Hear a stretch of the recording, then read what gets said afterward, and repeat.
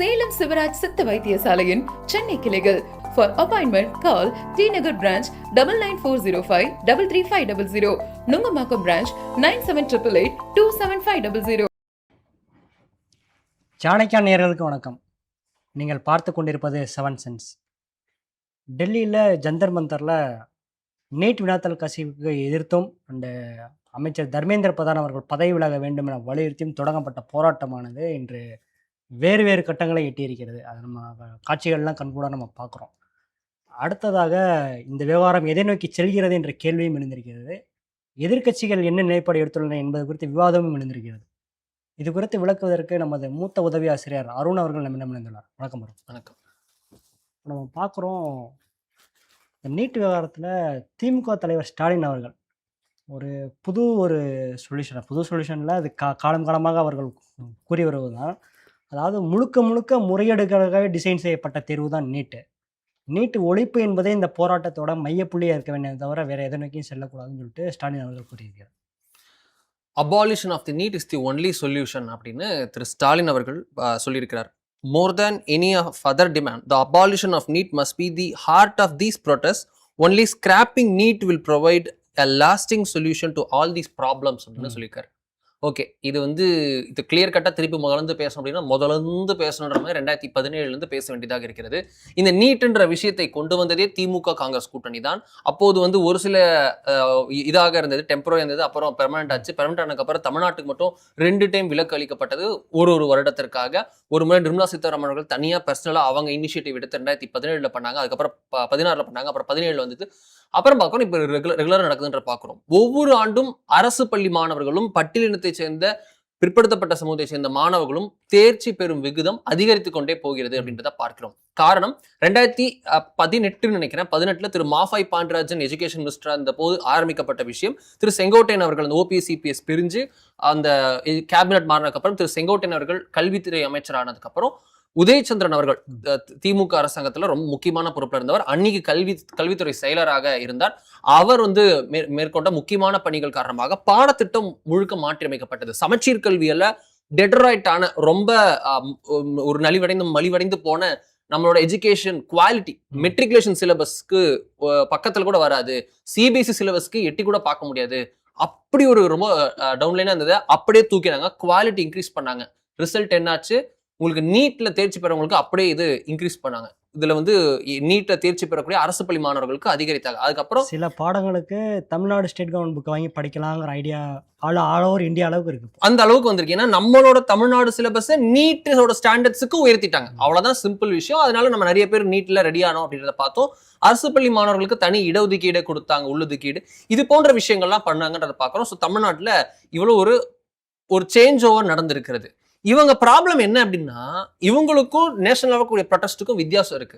National லெவலில் நடக்கக்கூடிய protest என்ன அப்படின்னா, நீட் தேர்வுல இந்த முறை நடந்த முறைகேடுக்கு அமைச்சர் தர்மேந்திர பிரதான் பதவி விலகணும் அப்படின்றது சம்திங் டிஃப்ரெண்ட். இங்க திமுக போராடுறதே தனி. திமுகவோ தாவேக்காவோ டு சர்டன் லிமிட் ஏடிஎம்கேவோ இல்ல மற்றவர்களோ, இவங்க கோஷமே வேற. பாமகவோ இவங்கெல்லாம் தனியா வேற இடத்துல வாழ் சுத்துறாங்க. இவங்க நீட்டே இருக்கக்கூடாதுன்றாங்க. சரி, நீட் இல்லைன்னா என்ன இருக்கும் அப்படின்னா, உங்களுக்கு +2 மதிப்பெண்ல இருந்து வரப்போகுது.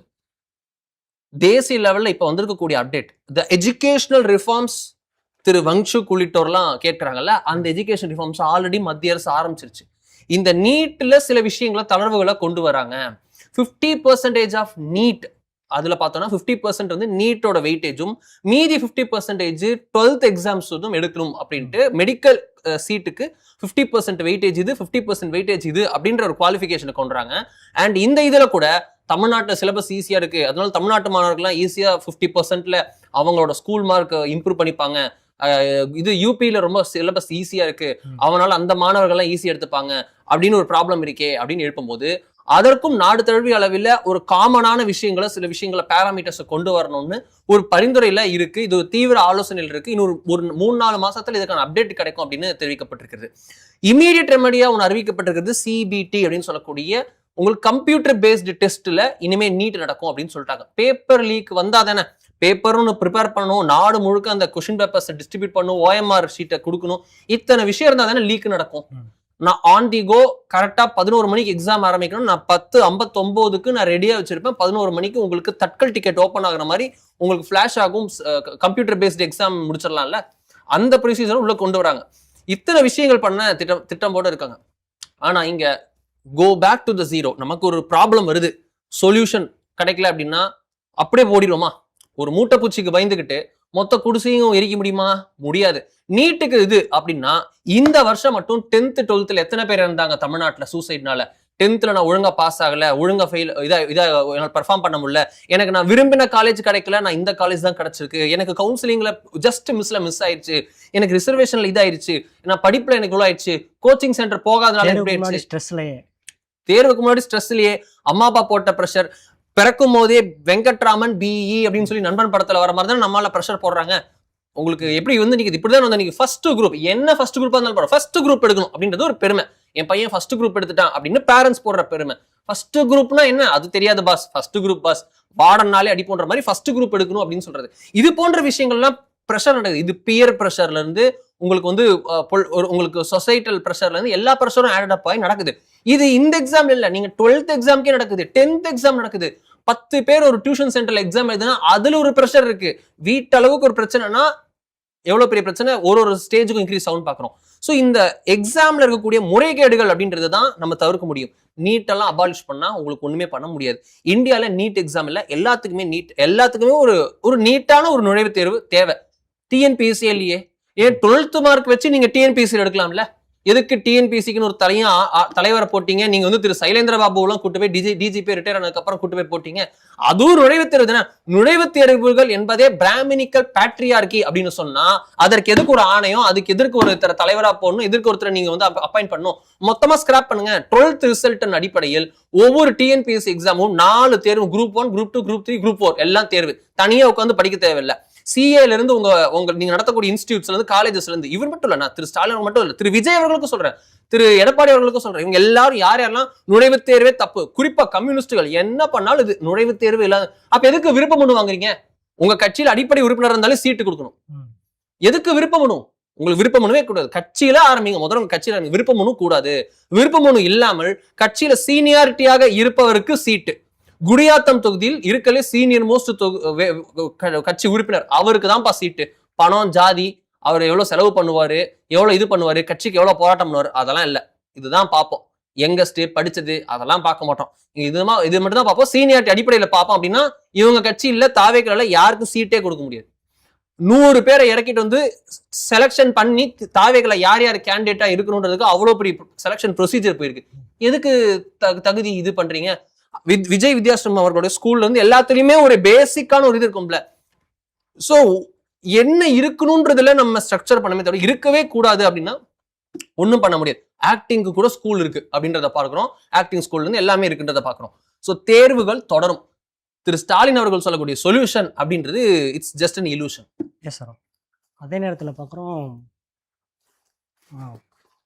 நேற்று தாவேக்கா வந்து ஒரு அறிக்கையை வெளியிட்டிருக்கிறது. அதாவது தலைநகரில் வந்து ஜனநாயகம் நசுக்கப்படுகிறதுன்னு மாணவர்கள் போராட்டத்தில் நடந்த இந்த சம்பவத்தெல்லாம் குறிப்பிட்டு இன்று முதல்வர் விஜய் அவர்கள் ஒரு அறிக்கை வெளியிட்டிருக்கிறார். எதிர்க்கட்சி தலைவர் ராகுல் காந்தி அவர்களோட அரஸ்டை கண்டித்தும் நீட்டு ஒழிப்பு தான் எங்களுடைய கோரிக்கைன்னு சொல்லிட்டு நாங்கள் ஆரம்பத்திலிருந்தே சொல்லிட்டு வரோம் அப்படின்னு சொல்லிட்டு அறிக்கை விட்டுருக்காரு. ஆனால் அதே நேரத்தில் பார்த்தோம்னா டெல்லியில் நடக்கிற அந்த போராட்டக்காரர்களுக்கு ஆதரவாக இங்கே சென்னையில், கோயம்புத்தூரில், தமிழ்நாட்டில் பல பகுதியில் நடந்த போராட்டங்களில் அங்கே மாணவ சங்கத்தினர்லாம் கலந்துக்கிட்டு இருக்காங்க. அவங்க வந்து கைது செய்யப்பட்டிருக்காங்க. இது வந்து இவர் இரட்டை நிலைப்பாடாக தெரியலையா? இரட்டை நிலைப்பாடு மாதிரி இல்லை, இரட்டை நிலைப்பாடு தான். இங்க மட்டும் இல்ல, பல இடத்துல இருக்கு. இன்னும் நிறைய பேச வேண்டியது இருக்கு. இந்த இதுல திரு விஜய் அவர்கள், அவர் நியூ டு த கவர்னன்ஸ், அவர் வந்து ஒன்னொன்னு யோசிச்சு கேலிபிரேட்டட் எஃபர்ட்டா பண்றாரு. நேற்று இரவு கைதாகி நேற்று இரவே விடுதலையான திரு ராகுல் காந்திக்கு இன்னைக்கு காலையிലേക്ക് கண்டனம் தெரிவிச்சிருக்காரு. ராகுல் காந்தி ரொம்ப நெருங்கி நம்பர் வேற ரொம்ப சீக்கிரமே பண்ணிட்டாரு அப்படின்றதே ஒரு பொலிட்டிக்கல் மெசேஜிங் தான். அது யார் யாருக்கான மெசேஜிங்கிறத அவங்க பார்த்துப்பாங்க, நம்ம பேச வேண்டியதில்லை. இங்க வந்து திரு விஜய் அவர்கள் ஜனநாயக இது அப்படின்றாங்க. பிரைம் மினிஸ்டரோட வீடு ஓகேவா, அது முதல்வரோட வீடு, அதே போல உங்களுக்கு நம்ம பார்லிமெண்ட், செக்ரட்டரியேட், உங்களுக்கு வந்து இது அசம்பிளி, இது போன்ற இடம் அப்படின்னா ஜனாதிபதி மாளிகை, உங்களுக்கு ராஜ்பவன், இதெல்லாம் பார்த்தோம் அப்படின்னா சில அது வந்து சாதாரண ஒரு கவர்மெண்ட் கட்டிடம் கிடையாது. சிலவெல்லாம் வந்து ரொம்ப முக்கியமானது. பிரதமர் வீடு அப்படின்றது உங்களுக்கு கான்ஸ்டிடியூஷனல் பிளேஸ் கிடையாது. அது வந்து 7 லோக் கல்யாண் மார்க் அப்படின்றது அது ரொம்ப ப்ரொடெக்டட் ஏரியா. குஜராத் முதல்வராக 2012 மோடி இருக்கும் போதே ஒரு ஐபி ஆபீசர் கொடுத்த பேட்டியின் அடிப்படையில மோடி அவர்கள் தான் இந்தியாவில அதிகமான த்ரெட், உங்களுக்கு டெரரிஸ்ட் த்ரெட் இருக்கக்கூடிய நபர் அப்படின்னு 2012 ஒரு பேட்டியிலேயே சொல்லியிருந்தாங்க அப்படின்றத பார்க்கிறோம். அதுக்கப்புறம் அவர் வந்து குஜராத்லயே ஒரு முறை முதல்வராக திருப்பி வென்றார். 14 தேர்தல் நாடு முழுக்க வென்றார். 19 வென்றார், 24 வென்றிருக்கிறார். பல மாநிலங்களை தொடர்ந்து வென்றிருக்கிறார். புதிய மாநிலங்களை வென்றிருக்கிறார். உலக லெவல்ல மதிக்கத்தக்க மிகப்பெரிய தலைவராக மோடி உயர்ந்து நிற்கிறார். அவருக்கு அப்ப எவ்வளவு த்ரெட் இருக்கும்னு வச்சு பாருங்க. ஆபரேஷன் சிந்தூர் அப்ப பாகிஸ்தான் அவனோட நாட்டிலிருந்து டெல்லியை குறிவைத்து ஒரு ஏவுகணை ஏவியது. அதற்கு பதிலடியாக தான் இந்தியா வந்து அவங்க நாட்டுக்குள்ள வந்து 12 ஏர்போர்ட்டை காலி பண்ணோம் அப்படின்றத பார்க்கிறோம். த trigger moment was when they targeted Delhi. டெல்லியில எங்க விழுந்தாலும் எல்லாருக்கும் தான். மொத்த டெல்லி முடிஞ்சு அப்படின்னா இந்தியாவோட political space out, decision making பாடியே இல்ல, தலைவர்களே கிடையாது அப்படின்ற மாதிரி ஆயிரும். அப்பேற்பட்ட அட்டாக் அவங்க இனிஷியேட் பண்ணதுக்கு அப்புறம் தான் பண்றாங்க. பாகிஸ்தானுக்கு அந்த இது அப்படின்னா நீங்க 500 மீட்டர் முன்னாடி வந்து நின்றுகிட்டு பிரதமர் வீடு முற்றுகை வாங்க அப்படின்னா எப்படி பிரதமர் வீடு முற்றுகை? ஒருத்தர் காம்பவுண்ட் வால் தாண்டி குதிச்சு போனா ஏதாவது ஒண்ணு பண்ணாங்கன்னா, ஏதோ அசம்பாவிதம் ஏற்பட்டா திரு ராகுல் காந்தி பொறுப்பேற்பாரா? முடியாது. யார் அவர் வந்து பஸ் நான் போராடதான் சொன்னேன், திடீர்னு இப்படி போவாங்க எனக்கு தெரியாதுன்னு கையை தான் தூக்குவார். எப்படி கை தூக்க முடியும்? You should take responsibility. இந்த காக்ரோச் ஜனதா பார்ட்டி ப்ரொடெஸ்டே அதான் ப்ராப்ளம். உங்களுக்கு காங்கிரஸ் பார்ட்டி ப்ரொடெஸ்ட் பண்ணியிருந்தா சம்திங் டிஃப்ரெண்ட், உங்களுக்கு வந்து சமாஜ்வாதி ப்ரொடெஸ்ட் பண்ணியிருந்தா சம்திங் டிஃப்ரெண்ட். இங்க காக்ரோச் ஜனதா பார்ட்டி, இதுல நீங்க யார் மேல என்னன்னு சொல்லுவீங்க? இதுல என்ன பாடி இருக்கு? இது யார் போராட்டத்துக்கு அனுமதி, போராட்டத்துக்கு யார் அப்ளை பண்ணா, யார் இது பண்ணாலும் ஒரு கிளியர் பாடியே இல்லை. ஒரு யாரோட கமாண்ட் எடுப்பாங்க? நாளைக்கு சௌரவ் அது விஜய் தஹிதான்ற ஒருத்தர் போராட்டம் நடக்க பர்கர் சாப்பிட்டு இருந்திருக்காரு பர்கர் கிங்ல. இங்க பர்கர் கிங்ல மாணவர்கள் இவர் தூண்டி விட்டு இவருடைய பேச்சுக்களை கேட்டு மாணவர்கள் அடி வாங்கிட்டு இருக்கும் போது இவர் மாலுக்கு போய் பர்கர் கிங்ல பர்கர் சாப்பிட்டுக்கிட்டு வீடியோ போட்டிருக்காரு. அதை முதல்ல மாட்டிட்டு அப்புறம் வீடியோவும் போட்டிருக்காரு. நான் பசி இருந்தா சாப்பிட ஏதோ சம்திங் ஏதோ சொல்லியிருக்காரு. இந்த வீடியோ வைரல் ஆனானே அவரை வந்து நாங்க கட்சியில இருந்து தூக்குறோம்னு சிஜேபி அறிவிச்சாங்க. இவங்க வந்து யாரை தூக்கணும், யார் இது என்ன இது ஒரு ப்ரொசீஜர் கிடையாது. யாருமே பொறுப்பேற்கக்கூடிய இடத்துல இல்ல. அதனாலதான் தலை இல்லாத ஒரு பாடி போல அது வந்து இஷ்டத்துக்கு கட்டற்று போயிட்டு இருக்கு. யாரோ டெக்னாலஜி. சந்திரசேகர் ராவன் யாரு, பிம் ஆர்மி, அவர் வந்துகிட்டு என்னெல்லாம கோஷம் எழுப்புறாரு. தேசிய மாநாட்டு கட்சியில இருந்து உள்ள வந்துகிட்டு காஷ்மீருக்கு 370 திருப்பி கொண்டு வரணும் அப்படின்னு ஒரு பக்கம் கோஷம். இன்னொரு பக்கம் பிடிபி நாங்க 370 கொடுப்போம் சொன்னா மட்டும்தான் ப்ரொடெஸ்டுக்கே வருவோம், இந்த கோஷத்தை சிஜேபி எடுத்தா மட்டும்தான் நாங்க ப்ரொடெஸ்டே வருவோம் அப்படின்னு. இந்த பக்கம் பிரகாஷ் ராஜ், இந்த பக்கம் அருந்ததி ராய், யாரு பங்களாதேஷ்ல ஜமாத்ல இருந்து ஆதரவு. இங்க இருந்து பார்த்தோம் அப்படின்னா உங்களுக்கு மராத்தா ரிசர்வேஷன் கேட்கக்கூடிய ஒரு அடிப்படைவாத ஜாதியவாத அமைப்பு, அதனுடைய தலைவர் அவர் போய் கொடுக்குறாரு. உங்களுக்கு ஈஸ்ட் டெல்லியில இருந்து வரக்கூடிய ஒரு தாதா அவரு போய் நேரடியா போராட்டம் பண்றாரு. இவரு நீட்டு தேர்வுக்காக பண்றாரா? இவங்க எல்லாம் கொஸ்டின் பேப்பர் முறைகேட இது பண்ணவங்க, ஒரு நார்மலைஸ் பண்ண ஒரு முக்கியமான கும்பல் சேர்ந்தவங்க தான் இதெல்லாம். இவங்கெல்லாம் வந்து டோட்டலா இந்த யூபியோட நெக்ஸஸை சேர்ந்தவங்க இந்த தாதாலாம். இவங்கெல்லாம் உள்ள இருந்துகிட்டு ப்ரொடெஸ்ட் பண்றாங்க. இதெல்லாம் வந்து உங்களுக்கு நடக்கும்போது இது எங்க போய் நிக்குது அப்படின்னா கட்டற்று போய் நிக்குது. போலீஸ் RAPF ப்ரொஃபஷனல்ஸ் போலீஸ் மேல வந்து நேரடியா பெப்பர் ஸ்ப்ரே அடிக்கிறாங்க. போராட்டத்தை தடுத்து நின்று இருக்காங்க, அடிக்கல, பேரிகேட்ஸ் போட்டு தடுத்து நிப்பாட்டுறாங்க. அது அந்த பேரிகேட்ஸை உடைக்க முடியலன்ற இதுல பேக்ல இருந்து பெப்பர் ஸ்ப்ரே எடுத்து ஒரு இளைஞர் அப்படின்றவரு மூஞ்சில் அடிக்கிறாரு. 3-4 போலீஸ் மூஞ்சிலோட இருந்து மறைக்கிறாங்க. அதுக்கப்புறமா இமீடியட் 2 பேர் பிடிச்சி இழுத்துட்டு போய் இல்லைன்னு லத்தியில் வெளுத்து விடுறாங்க. அப்புறமா போய் கால் வலிக்குதுன்னு போய் உட்காந்துட்டு போலீஸ் அராஜகம்ன்றாங்க. பெப்பர் ஸ்ப்ரே அடிச்சது ஆக்ஷன், போலீஸ் கொடுத்ததுதான் ரியாக்ஷன். அது வெறும் ரியாக்ஷன் தான். மெயின் ஆக்ஷன் யாரு? பெப்பர் ஸ்ப்ரே எப்படி அடிக்கலாம்? ஒரு காக்கி சட்டை மேல நீங்க எப்படி கை வைக்கலாம்? ஒரு போலீஸ் வந்து ஹெல்மெட் போட்டு அவங்க வந்து இருங்க பேசுறோம் அப்படின்னு திரும்புறாங்க.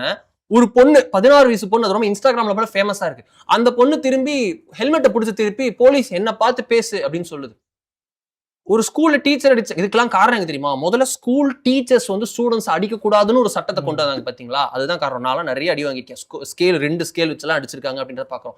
இது வந்து இந்த மில்லேனியல்ஸ் 90s கிட்ஸ்ன்னு சொல்லுவாங்கல்ல, இது மாதிரி அவங்களுக்குலாம் நம்ம நிறைய வாங்கிருக்கோம். இந்த ஜென்சிக்குள்ள என்ன வந்துச்சுன்னா கேப்டன் விஜயகாந்த் அவர்கள் சொன்ன விஷயமா என்ன, நிறைய பேர் அவங்களாம் தான் சொன்னாங்க ஸ்டூடெண்ட்ஸ் டீச்சர்ஸ் அடிக்கவே கூடாதுன்னு. முதல்ல டீச்சர்ஸ் வந்து ரொம்ப மோசமா அடிக்கூடாது அப்படின்றது முக்கியமான விஷயம். ஆனா பேசிக்கா ஒரு டீச்சரை பார்த்தா பயப்பட மாட்டேன், கண்டிப்பே இருக்க கூடாது அப்படின்னா கண்டிப்பே இருக்காது. யாருதான் இப்ப கண்டிப்பா டியூஷன் மிஸ் கண்டிக்கூடாது, டீச்சர் கண்டிப்பா, இது மாதிரி டோட்டலா வந்து நிக்கிறதா இங்க ப்ராப்ளம்.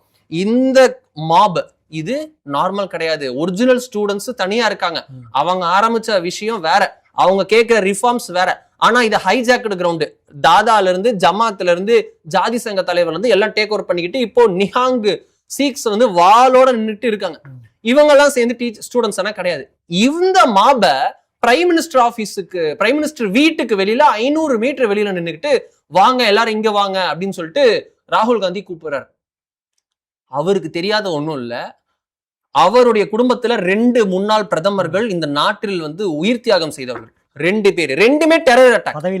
பதவியில ஒருத்தர் பதவியில் இருக்கும்போது இன்னொருத்தர் பதவியில இல்லாம முன்னாடி பிரதமராக வேண்டிய நேரத்துல அவர் அப்பா முதல் டைம் ஜெயிச்சுட்டு அப்புறம் தோத்ததுக்கு அப்புறம் ஆக வேண்டிய நேரத்துல அவங்க அப்பா, இன்னொன்னு வந்து பிரதமரா இருக்கும் போதே செக்யூரிட்டி கார்ட்ஸால 2 பேரோட உயிர் போயிருக்கு.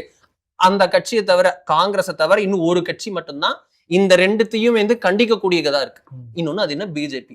மீதி எல்லா கட்சியும் அதனால ஓட்டு கிடைக்கணும்னா 2 பிரதமர் தானே போயிட்டு போகுது. அதாவது சீக்கியர்கள் ஓட்டு கிடைக்கணுன்றதுக்காக காலிஸ்தானிகளுக்கு ஆதரவாக சிலர்லாம் பேசுவாங்க. 83ல இவங்களை நம்ம இந்திரா காந்தி அவர்களுடைய படுகொலையை நியாயப்படுத்துவாங்க. இங்க தமிழ்நாட்டுல விடுதலை புலிகளோட ஆதரவு கிடைக்கணுன்றதுக்காக, இங்க பிரபாகரன் இவங்களுக்கெல்லாம் ஆதரவு கிடைக்கணுன்றதுக்காக இங்க இருக்கக்கூடிய உங்களுக்கு வந்து ராஜீவ்காந்தி அவரோட கொலையாளிகளை விடுதலை செய்யணுன்றது வரைக்கும் பேசுவாங்க. பிஜேபி மட்டும்தான் காங்கிரஸோட சைட்ல பாஸ் நாங்க உங்க கூட இருக்கோம், நீங்க எதிரியா இருக்கலாம், ஆனா இந்த நாட்டினுடைய முன்னாள் பிரதமர்கள் அவர்களுக்காக நிற்போம்னு சொல்லிட்டு நின்னவங்க அவங்க. இந்த இதுதான் ஸ்டாண்டா இருக்கணும். உங்களுக்கு ஒரு 2 பேரை இழந்திருக்கீங்க, உங்களுக்கு வழி தெரியும். பிரியங்கா காந்தி எப்படி கதறி அழுதிருக்காங்கன்றத அவங்கள பத்தி அவங்களோட பழைய பேட்டிகளை எடுத்து பார்த்தா தெரியும். அவங்க அப்பாவை அவங்க எப்படி பார்த்தாங்கன்னு பேக்ல பார்த்திருக்காங்க. இந்த ஒரு விஷயத்தை வச்சுக்கிட்டு நீங்க வந்து ஒரு பிரதமரோட அலுவலகத்துக்கு முன்னாடி, வீட்டுக்கு முன்னாடி 500 மீட்டர் முன்னாடி எல்லாத்தையும் வாங்கன்னு சொல்ல முடியுமா? அங்க தூக்கிட்டு தான் போவாங்க. திரு விஜய் அவர்கள் வந்து நாளைக்கு அவர் வீட்டுக்கு முன்னாடி ஒரு 500 பேர் ப்ரொடெஸ்ட் பண்றாங்க. இன்னும் இப்ப ஆன்டிகமென்சி இல்ல, ஒரு வருஷம் கழிச்சு ஆன்டிகமென்சி வரும், இல்ல 2 வருஷம் கழிச்சு வரலாம், இல்ல 10 வருஷம் ஆண்டுட்டாரு, 10 வருஷம் கழிச்சு ஆட்சிக்கு வருது, திடீர்னு வீட்டுக்கு வெளியில வந்து நிக்கிறாங்க எல்லாரும், ப்ரொடெஸ்ட்னு போய் இது பண்றாங்க. பெரிய கேட் இருந்தாலும் ஏற ட்ரை பண்ணுவாங்க, அப்ப உள்ளே விட மாட்டாங்க. It's a restricted protected area. அவர் என்னவா இருந்தாலும் he is my CM, he is your CM, he is our CM. அவருக்குன்னு ஒரு இது இருக்கு. அதே போல he is my PM, he is your PM, he is our PM. அவருக்குன்னு ஒரு மரியாதை இருக்கு, அவர் உட்கார்ந்து இருக்கிற சேருக்குன்னு ஒரு மரியாதை இருக்கு.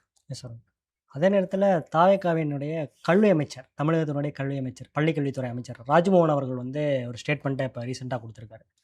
அறவழியில் அனுமதி வாங்கி போராடினால் நாங்கள் வந்து அதுக்கு ஆதரவாக இருப்போம், தூண்டுதலின் பேரில் போராட்டம் நடத்தினால தான் இந்த ஆக்ஷன் எடுக்கப்பட்டிருக்குன்னு ஒரு ஸ்டேட்மெண்ட். பாஸ் இதை தானே பாஸ் பிஜேபி அங்கே டெல்லியில் சொல்லிட்டு இருக்காங்க. இதே தான் விஷயம். நீங்கள் அபிஜித் திப்கேட் இது லேண்ட் ஆன் இந்தியா லேண்ட் ஆன உடனே அவர் நினைச்சாரு, நான்லாம் ஏர்போர்ட்ல லேண்ட் ஆன உடனே என்ன போலீஸ் தூக்கிடுவாங்க, நானே ஒரு ஹீரோ ஆயிருவேன் அப்படின்னு நினைச்சாரு. ஒன்னும் ஆகல. போலீஸ் என்ன பாஸ் உங்களுக்கு இதான பர்மிஷன், நான் தரேன் பாஸ் பர்மிஷன், அவங்க போலீஸ் ப்ரொடெக்ஷனோட சொல்றேன்னு சொல்லிட்டு எங்க போகணுமோ அங்க பத்திரமா பாதுகாப்பா போய் உட்கார வச்சு ப்ரொடெஸ்டே பண்ண விட்டாங்க. அவருக்கு அங்க ப்ரொடெஸ்ட், இத்தனை நாளா ப்ரொடெஸ்ட், ஒரு ஊரா போய் பேசிட்டு வந்தாரு, எல்லா இடத்தையும் ப்ரொடெஸ்ட்டுக்கு அனுமதி பாதுகாப்பு கொடுத்தாங்க. சோனம் வங்சு 21 நாள் ப்ரொடெஸ்ட், இது இங்கே ஜந்தர் மந்தர்ல இது இருந்தாரு, அங்கேயும் இது பண்ணாங்க. அதெல்லாம் மேட்டரே இல்லை. எந்த இடத்துல போராடலாம்னு டெசிக்னேட்டட் ஏரியா இருக்கோ அந்த இடத்துல போராடலாம். எங்க போராடக்கூடாதோ அங்க போராடக்கூடாது. இங்க நமக்கு எடுத்து வள்ளுவர் கோட்டத்துல எத்தனை ப்ரொடெஸ்ட் நான் போயிருக்கேன், நீங்க போயிருக்கீங்க, எத்தனை பேர் இது டைம் கவர் பண்ண போயிருக்கோம், போனதே இல்லையா? அவ்வளவு ப்ரொடெஸ்ட் நடக்குமே. எல்லா ஈவெண்ட், ஜாதி சங்கத்துல இருந்து பொருளாதார சங்கத்துல இருந்து டாக்டர், நர்ஸ், உங்க துப்புரவு பணியாளர்கள் வந்து கட்சிக்காரர்கள் வந்து எல்லாருமே ப்ரொடெஸ்ட் பண்ணிருக்காங்க. அங்கதான் பண்ண முடியும். சென்னையில நீங்க வந்து ரேலி பண்ணலாம்னு கேட்க முடியுமா? பேரணி சென்னையில போக முடியுமா? கிடையாது. சென்னையில நீங்க பேரணி போக முடியாது. இது வந்து அதிமுக ஆட்சி இல்ல, திமுக ஆட்சி இல்ல, தாவே காட்சி யாருமே பண்ண முடியாது. தலைநகர்ல எந்த இடத்துலயும் நீங்க பேரணி போக முடியாது. ஏன் அப்படின்னா சென்னை சோக் ஆயிரும். சிலதான ரூல்ஸ், ரோடெல்லாம் மறிக்க முடியாது. ரோட மறிச்சு போராட்டம் பண்றதோ, ரோட மறிச்சு ஆட்டை வெட்டுறதோ, ரோட மறிச்சு நீங்க வந்து இது பண்றதோ முடியாது. With police permission you can get it. Without permission திரு ராஜ்மோகன் அவர்கள் சொன்னது சரியே, அவர் வந்து சொன்னது சரியே. இதைதான் டெல்லியிலையும் பண்றாங்க. இதைதான் காங்கிரஸ் ஆதரவாளர்களும், தாவேக் ஆதரவாளர்களும், அவர் வெளியிலிருந்து ஆதரவுக்கூடிய கம்யூனிஸ்ட் ஆதரவாளர்களும், இல்லைங்க எனக்கு தெரியவே தெரியாதுங்க சும்மா ஆதரவுன்னு இருக்கக்கூடிய நபர்களும் எல்லாரும் புரிஞ்சுக்க வேண்டியது, பர்மிஷன் வாங்கி நடத்தால் ப்ரொடெஸ்ட் பண்ணலாம், பீஸ்ஃபுல்லா ப்ரொடெஸ்ட் பண்ணலாம். நான் சும்மா கூட ப்ரொடெஸ்ட் பண்ணலாம், எனக்கு காரணமே இல்லைங்க, எனக்கு ஏதோ பிடிக்கலைங்க, பார்த்தாலே இவர் சிஎம்மா இருக்கிறது பிடிக்கல, பார்த்தாலே எனக்கு பிரதமராக இருக்கிறது பிடிக்கலன்னு சும்மா கூட ப்ரொடெஸ்ட் பண்ணலாம். எல்லாருக்கும் அனுமதி இருக்கு. Yes sir.